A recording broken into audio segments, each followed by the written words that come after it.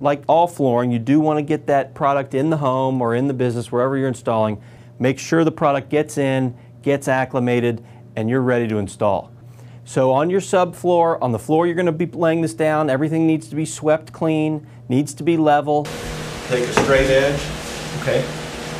put it at different areas in the room to determine the flatness of the floor. Needs to be relatively smooth. You need to get any cracks out, fill cracks in, highs and low spots, make sure you've taken care of all those. Determine how many planks width-wise it's going to take, so that when we get to that end, we have at least a half of a plank. Oh, This is 6 inches. You don't want to wind up with 1 inch or a half inch at the end. Right. Because that's screwy. Right. So Now, measure your what if your measurement makes it look like that's going to happen? Do you cut 1 and a half here? Yeah, you make this one smaller so you get bigger down there. Okay. At least 2 inches or wider on a 6-inch plank. All right. Okay. You can go from left to right or right to left on this.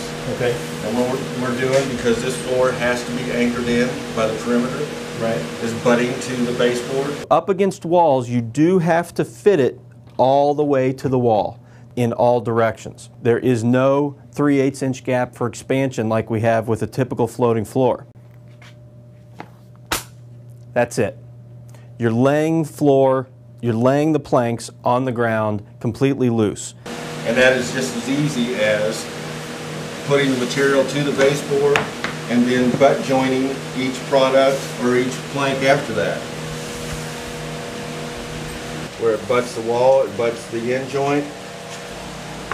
The last piece in the row, since there is not a tongue and groove on this, Right. you line it up in the next row, take a speed square and your razor knife, score it once, pick it up and snap it, turn it around so you're putting your factory edge to factory edge, Okay.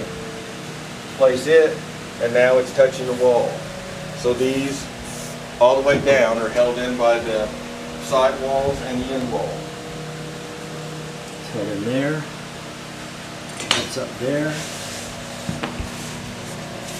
That's up there, and then you've got factory end to factory end, and over here, your cut goes up against the baseboard. Then on this one, you can turn around and start on this row and go back that way, reverse direction.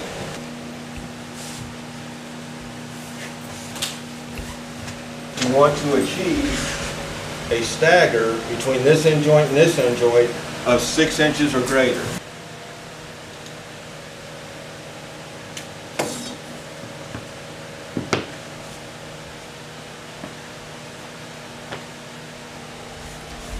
You've got your stagger right there. Right. Okay. I'm guessing you're not just going to lay another full plank down and have this little zigzag going all the way down the floor. Exactly. You want to create a random stagger. So in this case, I'm going to cut a board that's going to come in within 6 inches of this plank. Okay. That will offset a new stagger.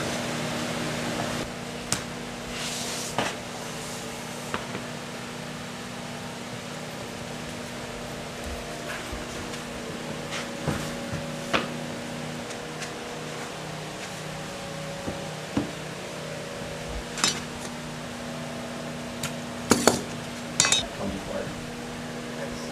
Just rips apart. Okay.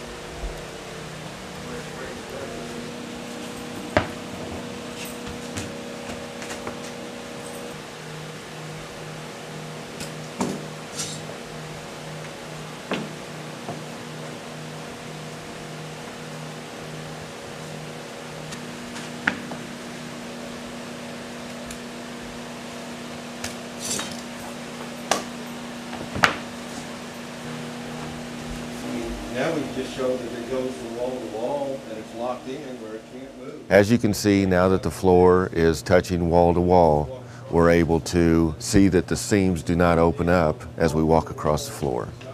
It's actually anchored in with the baseboards all the way around. No glue was used in this installation. It's just not doing a thing. The patterns on the boards, of course, like any other vinyl plank or laminate floor, there's only going to be 6 to 8 patterns in a series. If you don't like the way one of the pieces looks, it's so easy to take the board out, flip it the other way. Look how easy this is to to put together and put down. The beauty of this floor is when a piece becomes damaged to the point that a board needs to be replaced, it's easy to take a razor knife, lifting the material directly off the floor, take the board from any part of the room, the center of the room if necessary, completely out and replace it with a full plank.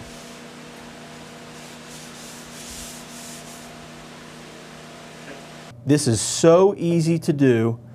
It is a complete do-it-yourself job. You score it, you snap it, that's how you make the cuts, but it's incredibly thick, very easy to work with, very easy to install. When you're floating the floor Right. and it snaps together, it can't touch the vertical surface. Can't touch the wall. Right. Or any vertical surface. So it's not being held in by the vertical surface. Right. This has to be held in by a vertical surface Right. or anchored with adhesive.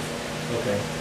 This particular example, it's held in by the vertical surface. The baseboard. Right. What we're getting ready to show you, let's go in here. This scenario with no baseboard, you see how high it is above the ground? Right, sure, it's raised up, so the floor No will go under it. baseboard, no drywall to butt against because it's irregular underneath there. Okay. We're gonna have to adhere the first row To the floor itself. to the floor. Put on the floor or the plank? On the floor.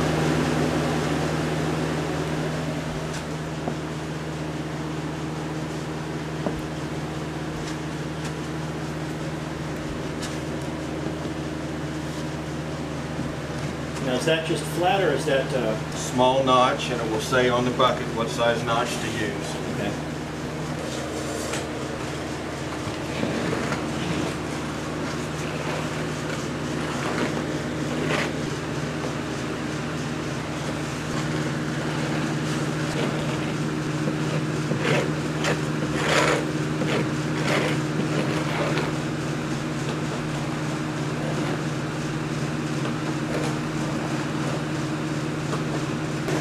It's almost gonna have to go clear, so we're gonna have about 10 minutes. This glue, is it about where you want it to be? Yeah.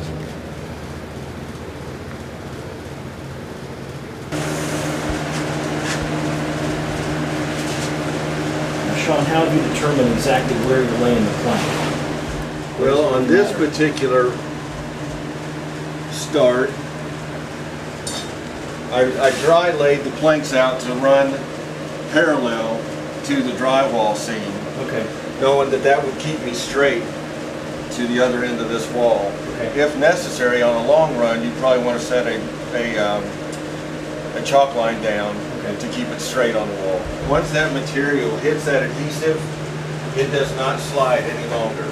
That Okay. is now anchored, and that's what we're trying to achieve, is the floor to be anchored in the starting row. Because it can't be anchored to the wall in this case. Exactly.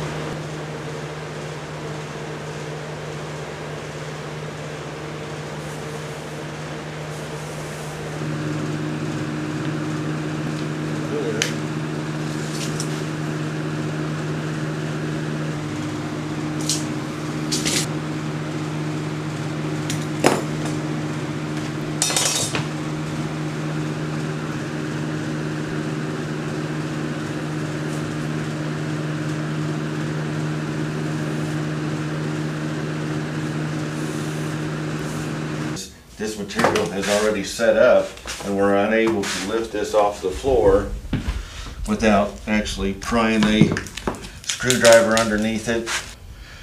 That material is already set up. That way, from now on, when we start pushing our material to this setup or first row, we have a nice solid beam to push against, and that locks in this free-floating floor. Now we will go ahead and glue all the rest of the walls. The manufacturer recommends, when adhering just the perimeter, to use a 4 to 6 inch band of adhesive. You can go larger than that, but a 4 to 6 inch band will be sufficient with this size of the plank. This is around the perimeter of the room. And once that material becomes tacky, we can continue laying the rest of our floor. Now that we have the adhesive spread around the perimeter, the manufacturer also recommends to put a adhesive band down the center of the room or at every 10-foot intervals, depending on how big the room is. That gives you added support when keeping the material from sliding left to right or from front to back. It will not hurt the application to do this in any case, either doing it with the adhesive or doing it with 6-inch Gecko double face premium tape. Okay. But if you're doing the loose lay where you're boarding up against the wall, it's not required. It's not required, but it will not hurt. And this is going perpendicular to the way we are laying our planks. That will give us added strength and keep the material from sliding when you don't have anything around the edges to lock this in. The adhesive's doing it around the edges and in the center. Now, for someone who has a much larger room, are they going to want to go ahead and lay the whole stripe, or should they do it in segments based on? I would do it in segments. As much as you can lay and you work up to it, then spread another band of adhesive, give it about 20 minutes to get tacky and continue laying. Now that our adhesive is set up to a level that it's going to be tacky and the tiles will, or the planks will actually stay in place when we lay them in, we can continue laying the planks in the room. Being that this product doesn't have any tongue and groove, the only thing holding this together is the adhesive band around the edge, and at every 10-foot interval, and if we had a real strong double-face tape, we could do the same thing in this room also.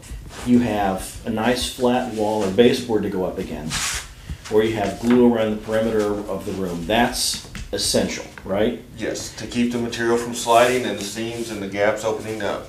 Right, and then what you can do, but you don't have to do, is the extra swath going across the middle of the room. Right.